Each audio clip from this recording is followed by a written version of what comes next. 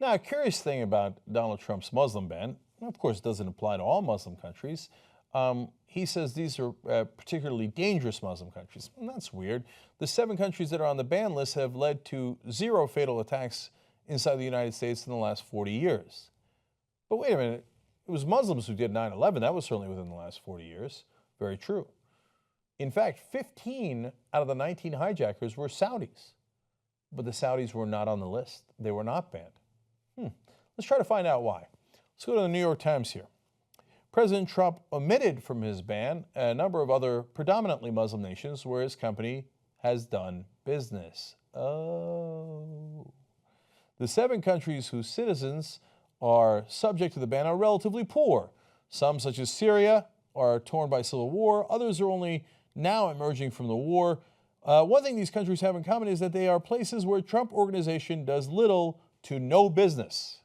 Now, okay, those are the countries that he doesn't have any business interests in, but maybe he's just as tough on countries that he does have business interests in, so let's be fair, let's find out. By contrast, other neighboring Muslim countries are not on the list, even though some of their citizens pose just as great a risk, if not greater, of exporting terrorism to the United States. Among them are Saudi Arabia, the United Arab Emirates, and Egypt.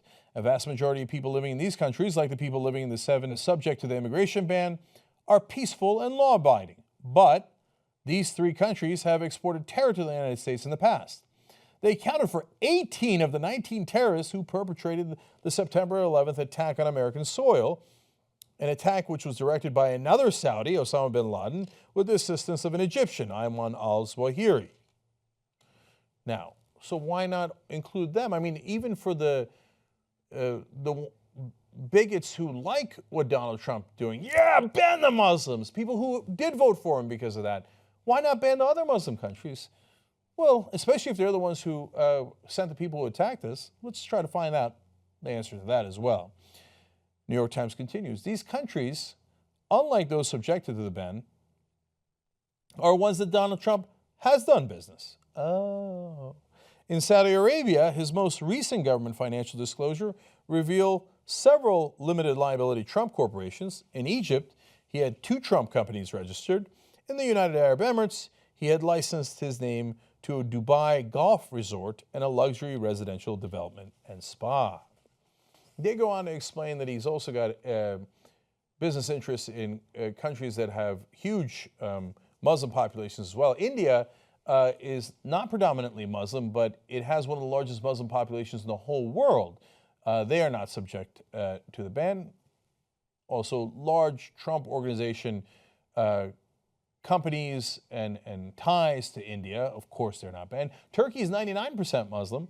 Now, to be fair, they're also a NATO ally, but also have Trump businesses, hence not banned.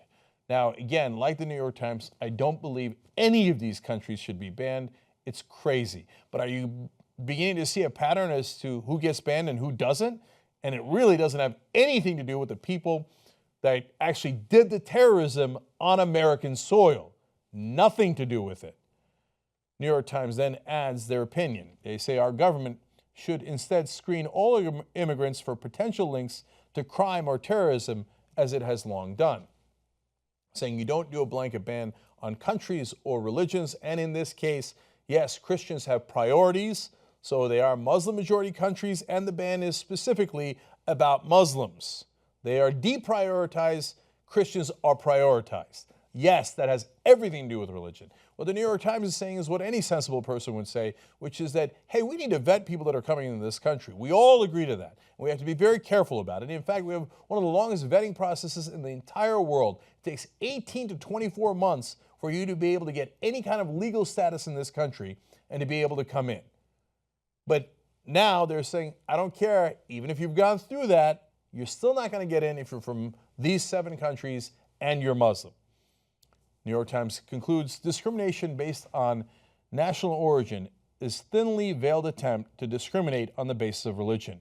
And indeed, President Trump has admitted that he wants to prioritize the settling of Christian refugees. So if you're Christian, you move to the head of the line. If you're Muslim, you move to the back of the line. Where have we seen this before? Beginning to discriminate based on religion is a disastrous idea. not just in recent history in Europe, but remember, the reason why a lot of our ancestors came to America in the first place was to flee religious persecution, going all the way back to the Puritans. That was part of the reason this country was formed in the first place, is to make sure we don't have religious persecution. But here we are again. And now we've decided who the new other is and who the new enemy is. In this case, it's Muslims, but particularly poor Muslims and ones that don't have contracts with the Trump organization.